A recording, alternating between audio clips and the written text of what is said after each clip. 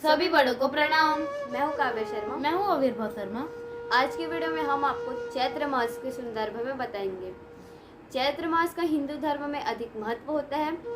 इस माह से हिंदू नववर्ष की शुरुआत होती है और हिंदू नववर्ष के साथ ही साथ इसमें कई अधिक महत्वपूर्ण त्यौहार भी मनाए जाते हैं। चैत्र महीना 26 मार्च से शुरू होकर 23 अप्रैल तक चलता है। इस महीने में 30 त्यौहार सबसे अत्यंत महत्वपूर्ण त्यौहार होता है, क्योंकि चैत्र महीने के शुक्ल पक्ष की तिथि पे हिंदू नववर्ष चालू होता है। तो चलिए अब हम इस वीडियो को प्रारंभ करते हैं। हिंदू कैलेंडर का प्रथम माह है चैत्र और अंतिम है फाल्गुन। दोनों ही माह वसंत ऋतु में आते हैं। चैत्र की प्रतिपदा तिथि से ही हिंदू नववर्ष की शुरुआत होती है। ईरान में इस तिथि को नौरोज यानी नया वर्ष मनाया जाता है। आंध्र में यह पर्व उगादि नाम से मनाया जाता है। उगादिका का अर्थ होता है युग का प्रारंभ अथवा ब्रह्मा की सृष्टि रचना का पहला दिन। इस प्रतिपदा तिथि को ही जम्मू कश्मीर में नौरेह, पंजाब में वैशाखी, महाराष्ट्र में गुड़ी पड़वा, सिंध में चेती चंड, केरल में विशु, असम में रोंगली बिहू आदि के रूप में मनाया जाता है।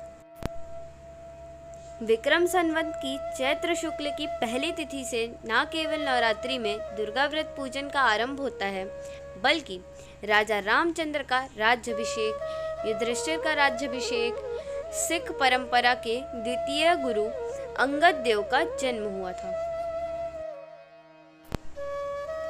प्राचीन काल में दुनिया भर में मार्च को ही वर्ष का पहला महीना माना जाता था।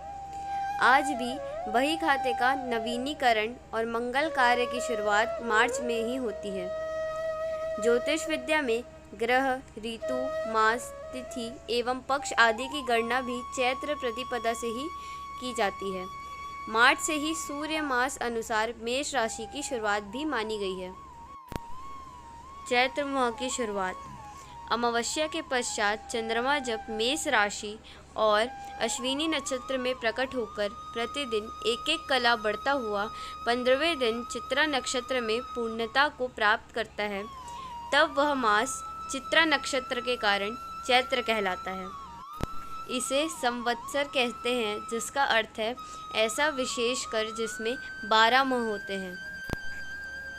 इस दिन का महत्व पौराणिक मान्यता अनुसार ब्रह्मा जी ने चैत्र शुक्ल प्रतिपदा से ही सृष्टि की रचना शुरू की थी। इसी दिन भगवान विष्णु ने 10 अवतार में से पहला मत्स्य अवतार लेकर प्रलय काल में अतः जल राशि में से मनु की नौका का सुरक्षित स्थान पर पहुंचाया था। प्रलय काल समाप्त होने पर मनु से ही नई सृष्टि की शुरुआत हुई। इस दिन क्या करें?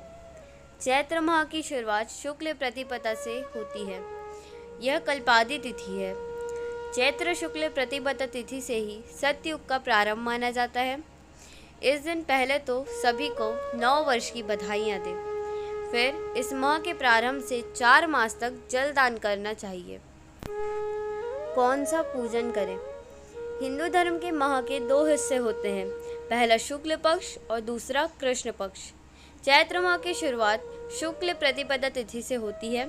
शुक्ल अर्थात जब चंद्र की कलाएं बढ़ती हैं और फिर अंत में पूर्णिमा आती है।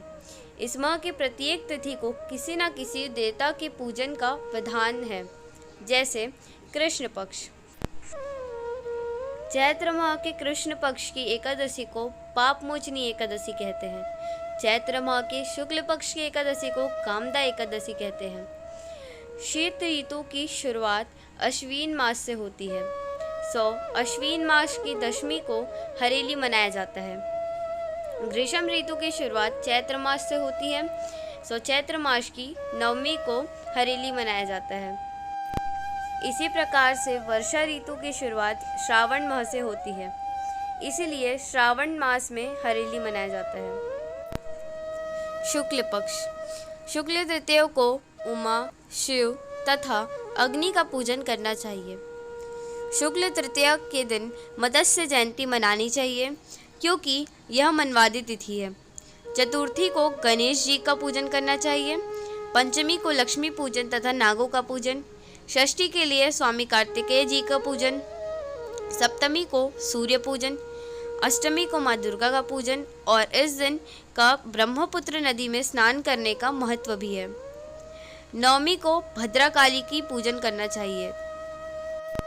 दशमी को धर्मराज की पूजा, शुक्ल एकादशी को कृष्ण भगवान का दोलोत्सव अर्थात कृष्ण पत्नी रुक्मणी का पूजन, द्वादशी को दमन को उत्सव मनाया जाता है, त्रयोदशी को कामदेव की पूजा, चतुर्दशी को नरसिंह दोलोत्सव, एक वीर भैरव तथा शिव की पूजा, अंत में पूर्णिमा को मनवादी हनुमान जयंती तथा वैशाख स्नानारंभ किया जाता है। वैसे वायु पुराण आदि के अनुसार कार्तिक की 14 के दिन हनुमान जयंती अधिक प्रचलित है। चैत्र मास की पूर्णिमा को चैत्र पूनम भी कहा जाता है। आप सभी को चैत्र प्रतिपदा मास एवं हिंदू नव वर्ष की हार्दिक शुभकामनाएं। लक्ष्मी नारायण की कृपा हम सभी पर बनी रहे। अगर आपको ये वीडियो अच्छा लगा तो इसे लाइक कीजिएगा, ज़्यादा से ज़्यादा शेयर कीजिएगा और हमारे चैनल को सब्सक्राइब कीजिएगा।